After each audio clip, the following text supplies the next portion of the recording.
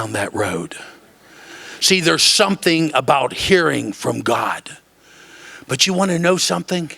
When you hear from God, you got to stay steadfast. You know, I told you about the truck stop. We kept looking for this land and looking for the land. And I already had a vision in my head. But finally, we found the land. We found 10 acres plus 2 acres, 12-acre piece of land. We found it. And I said, God, I need to hear from you. What should I do? And finally, God said, I want you to mow it all down.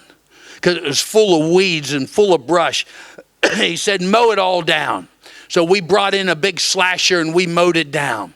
See, I could have started right there because I had a vision.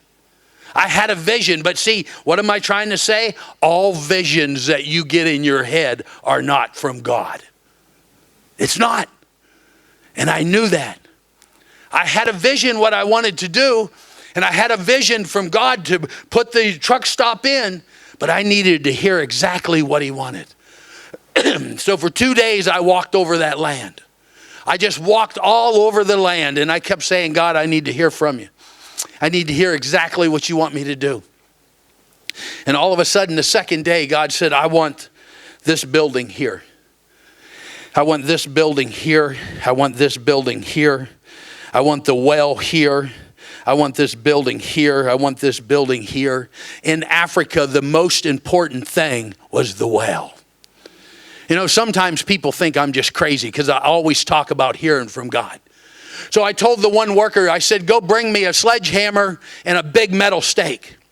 So I went over to the area where God wanted the well. And see, there's something about hearing from God where we mess up so many times. See, I could have went over and I could have said, well, God wanted it here somewhere. Put the stake there. But I didn't. I acted like some crazy guy. And I started walking around with that stake and I started saying, God, I need to hear from you again. Tell me exactly where you want this well. Took about 5 minutes and finally I heard him say right there. So I drove that stake in the ground. All of a sudden, 2 days later, I have never had a water surveyor. Did you all ever hear of a water surveyor? I drilled over 4 dozen wells. I've never used a water surveyor. God always said, drill a well. So we drilled it. This water surveyor comes out. And he says, I'm the water surveyor. I'm here to pick out where we're going to drill the well. And I said, okay. So all of a sudden, he pulls out a satellite dish, a generator, a computer. He starts going through these maps and getting on the computer. He comes over a few hours later and he says, well, we got problems. I said, that's my life. Tell me about it. He said, well, I got good news and bad news. He says, what do you want to hear? I said, just tell me. He said, well, listen, there's no water at all in this area of your property. There's a big rock cliff that runs through here. There's only 40% chance in the right-hand corner that we're going to hit water way down in the lower corner. I took him by the hand. Walked him over to that stake and I said, well, God said the wells to be here. He started laughing. He said, there ain't no water here, man. There's no water here. He said, there's a rock ledge running through here. You're not going to hit water. I said, you don't understand. See, the problem with us, we get right where God wants us and then we allow someone to steer us away. So I insisted. I said, listen, God said here. So guy looked at me and he says, well, I want to tell you now, if we drill a dummy well, that means you're the dummy. And it's going to cost extra money to drill another one. I started to think. But then I said, God said the wells to be here. So a few days later, here comes the well drillers, big well drilling rig, another big truck.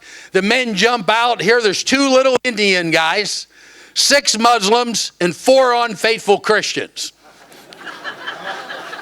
This little Indian guy comes running over to me and he says, all right, where's that place that your God says there's water? I says, come on over here, let me show you. So I walked him over to the stake and I said, right here.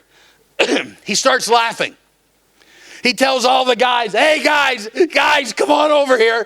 Come on over here. This is where his God says there's water. I said, you better be careful. My God might want me to do something else here today. No, I didn't, but I wanted to. So this guy wouldn't just let up. I mean, he's a short little Indian. He just wouldn't let up on me. He's backing this big truck in. This big well drilling truck, he's backing it in. And as they get closer to the stake, he's looking at me. Now, is that where your God wants it? My God wants it right here. It's what I'm thinking, all right? See, one thing about me, I'm not going to lie to you, all right? Some of you might say, oh, I never think bad things like that. I do, okay? Especially talk about my God, okay? So he just kept it up. Is that where you want it? Is that where you want it? He put the boom up in the truck, and the boom got a little slide thing. It slides back and forth. He just kept it up. Is that right where your God wants it? He put it right over the stake. I said, right there. They started drilling. They didn't even drill 5 feet, and they hit solid rock. So they changed the bit. So they drilled about 100 feet, and the guy comes running over to me. He said, listen, Sam. He says, we know who you are now.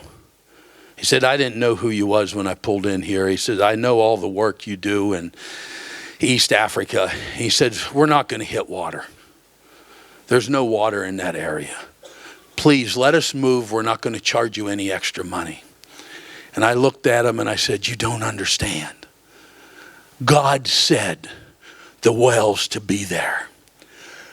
So they drilled 180 feet, solid rock. Nothing but dust, solid rock. The guy comes back to me and he said, please, Sam, we're not going to hit water. See, some of you know of what's happened in your life. You made it right to the well. You made it right to your miracle.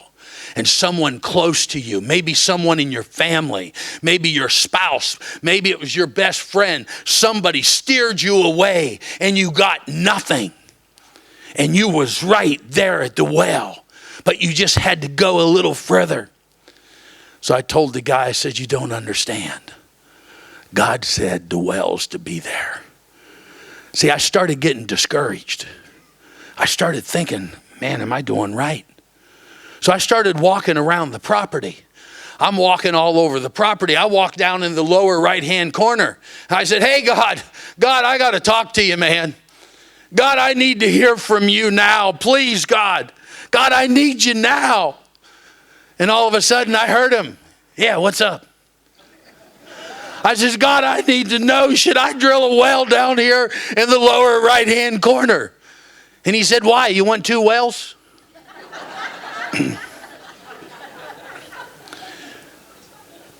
When God speaks it, it's going to happen. But see, for a miracle, God needs a vessel. God needs a vessel to work through. You're the vessel sitting here today. You're the vessel that God's about to do a miracle through. But you got to be willing to step out when the odds are all against you. And see, the problem is most Christians today, they're not going to do it.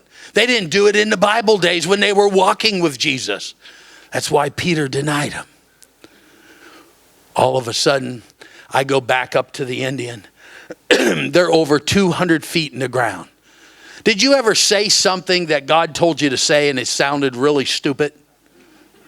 Did you ever say something and then you walk away and you say, why did I just say that? That was stupid. God, why did I say that? The guy says, Sam, we're not going to hit water. And I looked at him and I said, 237 feet, God said we'd hit water. And I walked away thinking, that was stupid. Why did I just say that? It just came out. I don't even really know if God said to say it. It just came out of my mouth. I don't even know why. So I go to town to get some lunch, me and a couple of my boys. So we go into town, we get beans and rice, but you go to town for beans and rice, it takes a couple hours. So we go to town, we eat our beans and rice, we come back in the late afternoon, and all of a sudden we come pulling up. And this is what we seen.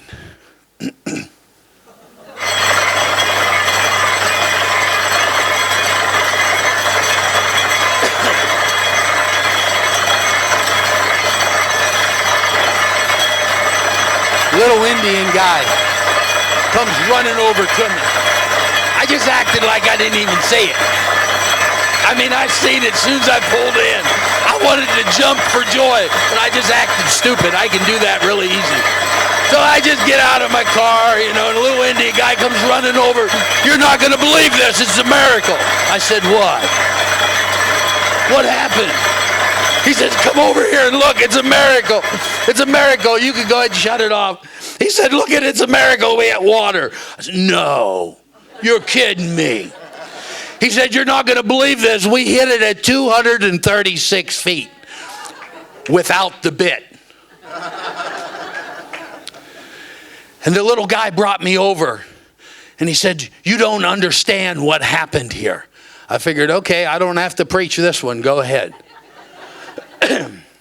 He already knew it. He said, you don't understand what happened here. I says, all right, tell me. He called all of his workers over, and he started telling everyone. He said, this is a miracle. He said, if we would have been off 4 inches, 5 inches, it's like missing a vein when you go to the doctor. Do you ever go to the doctor, they go to draw blood and they miss the vein? And they can't hit it again. They're trying to poke you, but they can't hit it, and they keep missing the vein. He said, if we would have been off 4 inches or 6 inches, we wouldn't have got water. And he kept insisting, it's a miracle. I kept thinking, well, keep talking. So then he starts telling me, he says, do you know what happens when you hit water and solid rock? I said, no, but keep telling me. Tell me. He said, it's the most purest water you can get. No bacteria, no parasites. It's like the purest water you can get out of the ground when it's in solid rock. And he says, but that's not all of it. I'm thinking, keep preaching, buddy, keep preaching. Because all of them are standing around. He said, touch the water. So the water, they were blowing it out of the ground. See, why the water was coming up, they put a big air hose in the ground. And they try to blow the hole out to see how fast it fills up. So he said, touch the water, go ahead, just touch it. It was ice cold. It's just like it came out of a refrigerator. See, when God does something, man can't take credit for it.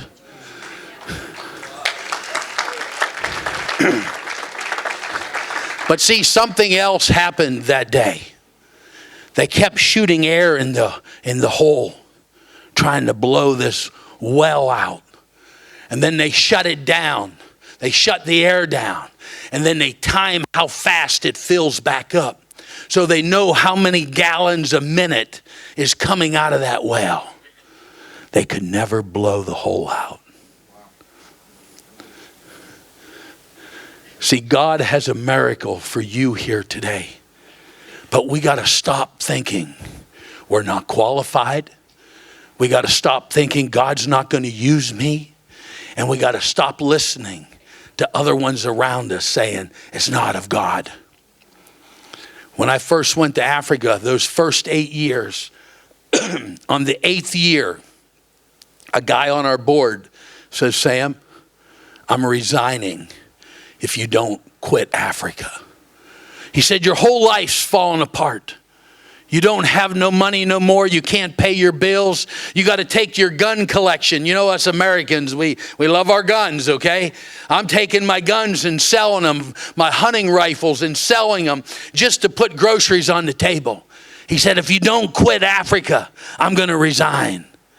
And I started to cry, and I said, how can you do that?